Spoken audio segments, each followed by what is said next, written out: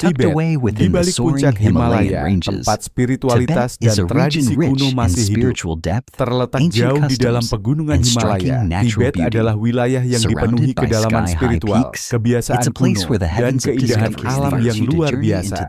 Dikelilingi oleh puncak-puncak yang menjulang tinggi ke langit, tempat ini terasa seperti ruang suci di mana langit menyentuh bumi. Dalam episode kali ini, penjelajahan oleh anak ayam akan membawa Anda ke dalam jiwa Tibet, tempat di mana kesederhanaan dan tradisi agung hidup berdampingan dalam kehidupan sehari-hari. Poliandri bersaudara, sistem pernikahan berakar dari kebutuhan bertahan hidup. Salah satu adat paling menarik di Tibet adalah poliandri bersaudara. Ini adalah bentuk pernikahan unik di mana seorang perempuan menikah dengan beberapa saudara laki-laki dalam satu keluarga yang berakar dari kebutuhan ekonomi dan tradisi budaya. Di wilayah yang kekurangan lahan subur dan sumber daya langka, poliandri bersaudara membantu menjaga tanah dan properti keluarga tetap bersatu dan mencegah pembagian warisan. Dengan menikahi saudara-saudara, unit keluarga tetap utuh dan sumber daya dikumpulkan bersama untuk meningkatkan peluang bertahan hidup keluarga secara keseluruhan. Sistem ini juga mendorong kerjasama dan solidaritas antar saudara, membentuk ikatan keluarga yang erat. Meskipun kini mengalami penurunan karena modernisasi, poliandri bersaudara tetap menjadi contoh menarik bagaimana masyarakat manusia beradaptasi terhadap tantangan lingkungan dan ekonomi. Kehidupan nomaden di dataran tinggi.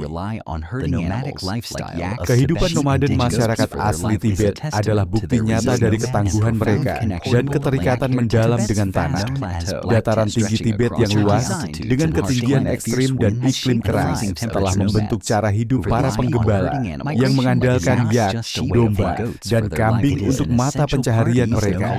Mereka tinggal di tenda portabel berbulu yak yang disebut black tent, yang dirancang untuk tahan terhadap angin kencang dan suhu beku. Bagi mereka, berpindah-pindah bukan sekadar cara hidup, melainkan inti dari budaya dan kelangsungan hidup. Mereka mengikuti pola penggembalaan ternak berdasarkan musim, menyesuaikan kehidupan mereka dengan kebutuhan hewan. Para penggembala Tibet telah hidup selaras selama berabad-abad dengan lingkungan paling ekstrim di bumi, berbekal pengetahuan mendalam tentang tanah, satwa liar, dan cuaca. Kehidupan spiritual di biara Tibet. Biara-biara di Tibet bukan hanya tempat untuk praktik keagamaan, tetapi juga pusat pelestarian ilmu pengetahuan, budaya, dan kehidupan komunitas. Di sini, para biksu Buddha Tibet tenggelam dalam meditasi, terlibat dalam perdebatan filosofis, dan mempelajari kitab suci. Kehidupan monastik berpusat pada disiplin dan refleksi batin, dengan para biksu mengabdikan hidup mereka untuk mengejar kebijaksanaan, kasih sayang, dan pencerahan spiritual. Tradisi kuno Bon yang berpadu dengan ajaran Buddha telah membentuk pandangan dunia masyarakat Tibet selama berabad-abad. Biara juga menjadi gudang budaya dan seni Tibet, menyimpan kitab suci, tangka, lukisan dan gantungan bersulam Buddhis, serta berbagai relik suci, menjaga inti identitas Tibet. Selain itu, biara juga memberikan layanan kesejahteraan sosial, seperti pendidikan dan kesehatan kepada penduduk setempat. Atap dunia Tibet. Tibet dikenal sebagai atap dunia karena mencakup pegunungan Himalaya dan dataran tinggi tertinggi di dunia. Wilayah ini meliputi 2,5 juta kilometer persegi, sebanding dengan luas Eropa Barat. Ketinggian rata-rata Tibet sekitar 4.900 meter di atas permukaan laut, menjadikannya wilayah tertinggi di dunia. Ketinggian ekstrim ini menurunkan kadar oksigen hingga 40%, menciptakan lingkungan yang sulit bernapas bagi pengunjung dan dapat menyebabkan penyakit ketinggian. Namun, udara tipis dan lanskap luasnya menciptakan pemandangan paling agung di bumi. Wilayah ini juga memiliki banyak tempat suci, seperti Gunung Kailas, yang menjadi pusat ziarah bagi penganut Buddha, Hindu, dan berbagai agama lainnya. Keajaiban biologis, adaptasi terhadap ketinggian. Orang Tibet telah mencapai adaptasi biologis luar biasa untuk bertahan hidup di lingkungan dataran tinggi. Tidak seperti orang-orang yang tinggal di dataran rendah, orang Tibet memiliki karakteristik genetik yang memungkinkan mereka hidup tanpa penyakit ketinggian meskipun kadar oksigen rendah. Menurut penelitian, orang Tibet memiliki konsentrasi hemoglobin dalam darah yang lebih rendah, namun efisiensi penggunaan oksigen yang tinggi. Karakteristik genetik ini mencegah peningkatan kekentalan darah yang umum terjadi di wilayah tinggi, sehingga mengurangi dampak negatif terhadap kesehatan. Mereka juga memiliki struktur tubuh yang mampu mempertahankan dan menggunakan oksigen secara efisien, memungkinkan aktivitas fisik intens di lingkungan dataran tinggi yang keras. Adaptasi biologis unik ini telah menjadi subjek penting dalam studi evolusi manusia dan batas fisiologis tubuh manusia. Iklim dan satwa liar di dataran tinggi.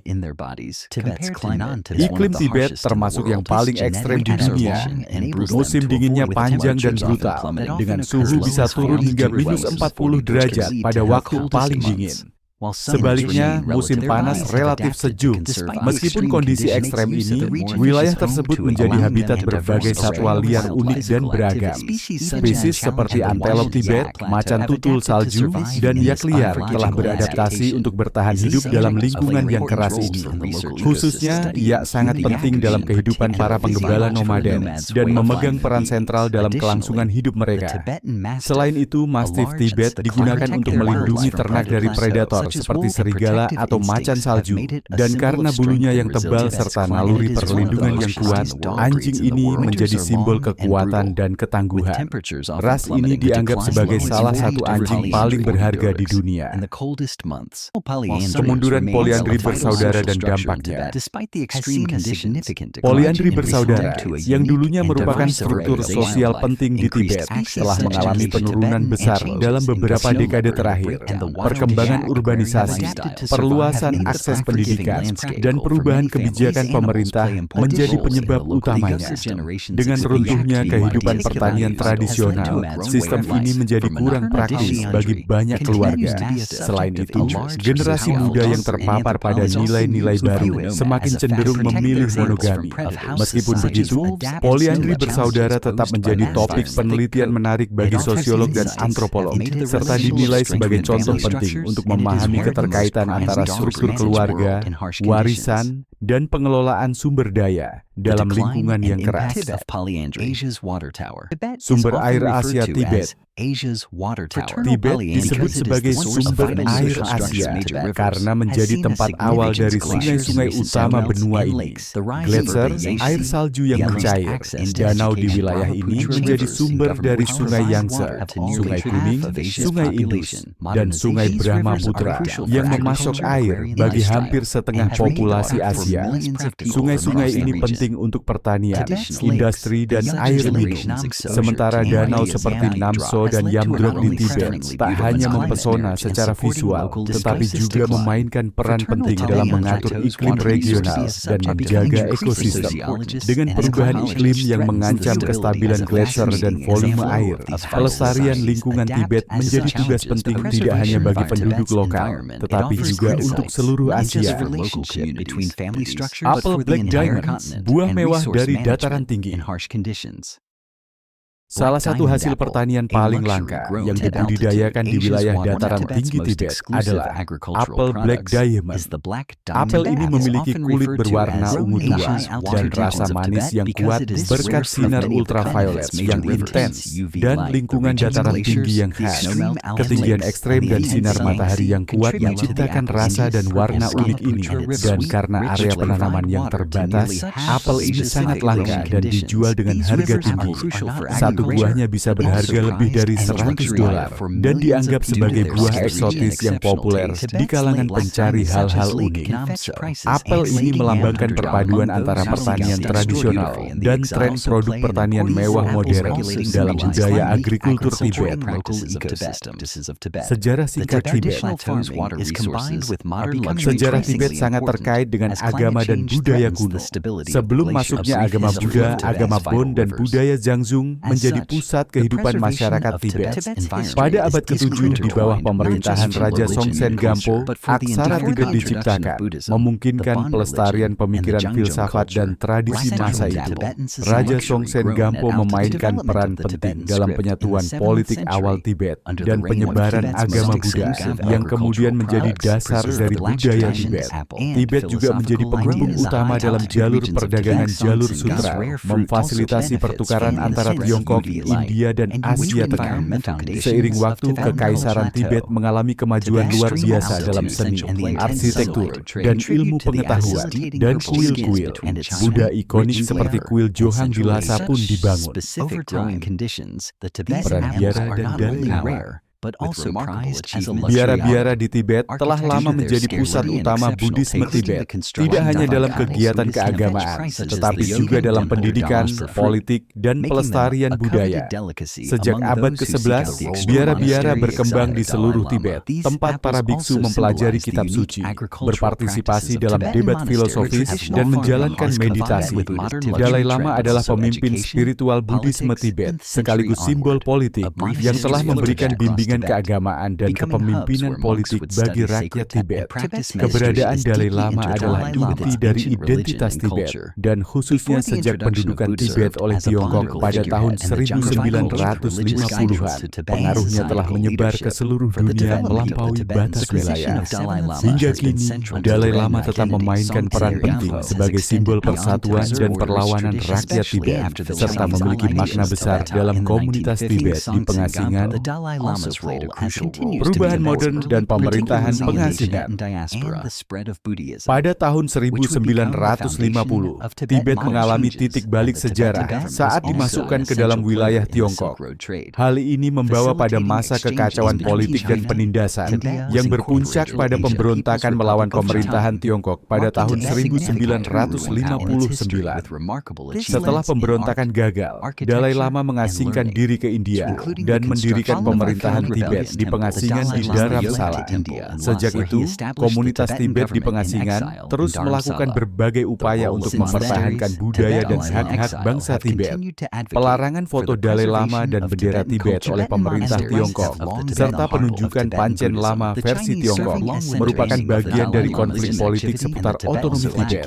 Meskipun demikian, pemerintahan pengasingan tetap aktif menyuarakan bahasa Tibet, budaya, dan hak asasi manusia di tingkat global. Simbolisme bendera Tibet.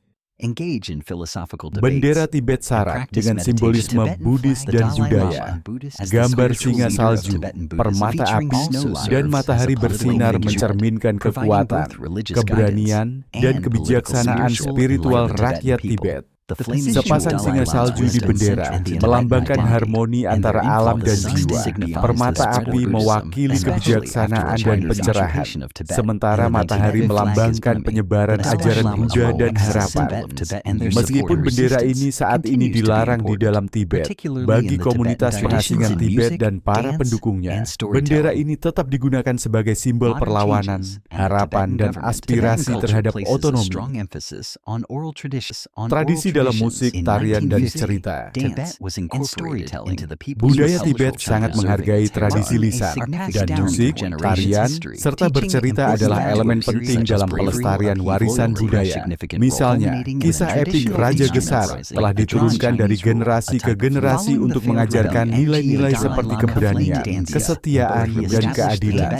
Musik juga memainkan peran penting dengan alat musik tradisional seperti dranyen, mirip kecapi, dan drum gas digunakan dalam tarian keagamaan maupun duniawi. Tarian Cham adalah tarian rumit dan simbolis yang ditampilkan dalam upacara keagamaan di biara, menggambarkan ajaran Buddha. Pertunjukan ini bukan sekadar hiburan, melainkan kegiatan yang sangat terkait dengan spiritualitas dan identitas komunitas. Kehidupan sehari-hari para biksu dan bikuni. Para biksu dan bikuni di Tibet menjalani kehidupan yang disiplin, penuh studi, meditasi, doa, dan ritual berdasarkan jadwal ketat. Kehidupan di biara mencakup diskusi filsafat Buddha, latihan meditasi, dan upacara bersama yang menjadi bagian dari rutinitas teratur. Mereka hidup dengan dedikasi terhadap studi kitab suci dan praktik belas kasih. Meskipun sumber daya dan fasilitas terbatas, para bikuni tetap menjalani latihan yang ketat, seperti rekan biksu pria mereka. Mereka fokus pada pertumbuhan spiritual, melayani komunitas lokal, dan membentuk komunitas iman yang saling mendukung. Bikuni memainkan peran penting dalam pelestarian agama Buddha Tibet, dan meskipun kontribusi mereka kurang disorot, mereka sangat dihargai. Astrologi, pengobatan, dan budaya ritual. Astrologi Tibet memainkan peran penting dalam berbagai keputusan hidup, mulai dari penentuan tanggal pernikahan hingga waktu pelaksanaan upacara keagamaan. Sistem ini sangat terkait erat dengan pengobatan tradisional Tibet yang didasarkan pada keseimbangan energi tubuh dan unsur-unsur alam. Pengobatan Tibet telah diwariskan selama berabad-abad dan menggabungkan pengobatan herbal, akupunktur, serta diet khusus untuk menyembuhkan penyakit fisik dan mental. Salah satu unsur yang sangat dihargai adalah jamur ulat yang dikenal sebagai cordyceps, yang dipercaya memiliki khasiat penyembuhan kuat dan diperdagangkan dengan harga tinggi. Pengambilan cordyceps bukan hanya kegiatan ekonomi, tetapi juga praktik tradisional bernilai spiritual yang diwariskan turun-temurun. Pemakaman langit menerima siklus kehidupan dan kematian. Salah satu tradisi pemakaman paling unik di Tibet adalah pemakaman langit, sebuah ritual di mana jenazah almarhum diserahkan kepada burung nasar di puncak gunung. Tradisi ini mencerminkan ajaran Buddhisme Tibet tentang ketidakkekalan dan keterhubungan antar makhluk hidup. Dengan membiarkan tubuh dimakan oleh burung nasar, diyakini bahwa jiwa almarhum mencapai pembebasan dan kembali ke siklus kelahiran dan kematian. Pemakaman langit dilakukan di daerah terpencil, jauh dari pemukiman, sebagai bentuk penghormatan terhadap almarhum dan alam. Meski dapat menimbulkan kesalahpahaman atau kontroversi dari luar, ritual ini tetap menjadi bagian penting dari kehidupan spiritual dan penghormatan terhadap alam dalam budaya Tibet. Tahun Baru Tibet, Festival Losar. Losar adalah salah satu hari raya terpenting yang menandai awal tahun baru dalam kalender Tibet. Selama periode ini, keluarga berkumpul untuk melakukan ritual keagamaan dan merayakannya dengan makanan, musik, dan tarian. Salah satu tradisi utama Losar adalah menggantung bendera doa baru yang melambangkan penyambutan keberuntungan dan penyucian untuk tahun yang akan datang. Perayaan ini disempurnakan dengan doa dan ritual khusus, serta penyajian makanan tradisional seperti sup mie tepung jelai yang disebut gutu. Selama berabad-abad, festival ini telah mengalami perubahan, dan di beberapa daerah mencakup tradisi kontroversial seperti mengundang tamu laki-laki untuk bermalam dengan perempuan muda. Praktik ini bervariasi tergantung pada daerah dan budaya, dan bukan merupakan kebiasaan umum. Penggembala nomaden Tibet, penjaga dataran tinggi. Penggembala nomaden memainkan peran penting dalam masyarakat Tibet.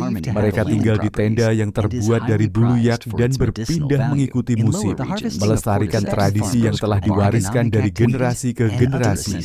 Balapan kuda dan sistem barter adalah elemen kunci dalam budaya mereka. Petani Tibet hidup dalam harmoni dengan tanah. Petani Tibet di dataran rendah menanam tanaman pokok seperti jelai dan gandum.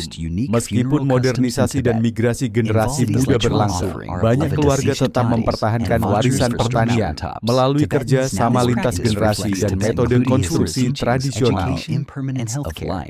Tibet perkotaan, pertemuan antara tradisi dan modernitas. Kota-kota seperti Lhasa adalah tempat di mana kuil kuno berdampingan dengan infrastruktur modern. Saat ini, masyarakat Tibet bekerja di berbagai bidang seperti pariwisata, pendidikan, dan kesehatan. Di sekolah, pendidikan standar Tiongkok diajarkan bersama dengan bahasa dan budaya Tibet. Makanan Tibet dan perkembangan perkotaan. Makanan tradisional seperti momo dan teh mentega masih sangat populer, tetapi di kota-kota kini tersedia kuliner dari berbagai belahan dunia. Kesadaran akan pelestarian lingkungan juga meningkat, dan warga berusaha menjaga keindahan alam mereka. Tempat ikonik yang mewakili Tibet.